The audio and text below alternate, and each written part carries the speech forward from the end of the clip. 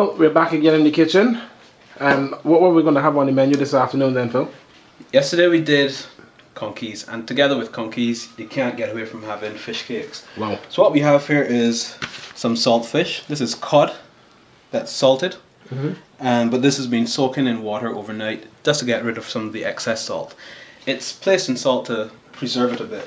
Now what we're going to do, we've shredded a bit. This is enough salt fish here to make about 50 fish cakes, but you can vary your size.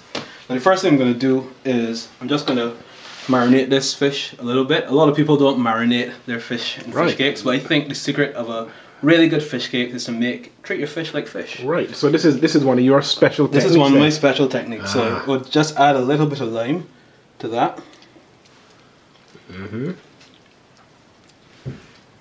Okay.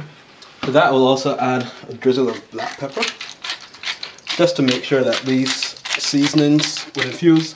We don't add any salt because it's salt fish. So right. It's logical that we're not going to add any salt to that. Another thing that I do, now fish cakes originally come from the British, the Scottish and the Irish, and we in the Caribbean, we took them over. But the flavours have changed a bit, and this is, you know, a trend that you've seen a lot of Caribbean cooking. Yes. I also add a bit of curry. Well, this is quite unique. Yeah, well, it just gives us a little bit of colour and flavour to your fish cakes. Not too much, because curry is a very strong spice. So just a drizzle of that, and we just will leave those here. Here I also have some chilies, but we're not going to add those chilies as yet because we're going to actually make this batch into a mild version and then a spicy version. Right. Okay. So let's see what's going on across the other side. We've got some chopping happening over here. What's the approach then here, Barra? Oh yes. Well, as Philip prepares the fish, obviously we want to season our fish as well. So as he puts some initial condiments on the fish, we also have here some sweet peppers. Over here we have some garlic and we have some onions as well as some thyme. And yes, it looks pretty chunky at the moment, but it's not going to stay like that. What we're going to do is that we're going to puree this. And we're going to puree this here, similar to this. There's some that we've done.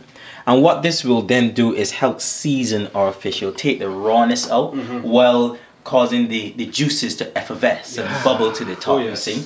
And that's what we're going to do there. And what you want to do is you want to get this to a good consistency, because you don't want it to be harsh. You don't want the flavors to be overpowering, but you want to fuse them together. So you get the garlic, the thyme, the onion, and the sweet peppers, all just mixing with the fish, the onion, the curry, the other things that Philip would have added, and it just creates a flavor, a very brilliant flavor, a great fish cake. Right. So what can we look forward to then as we move through this process? Well, it's not going to be as lengthy a process as preparing the conky, but it's still an intense process.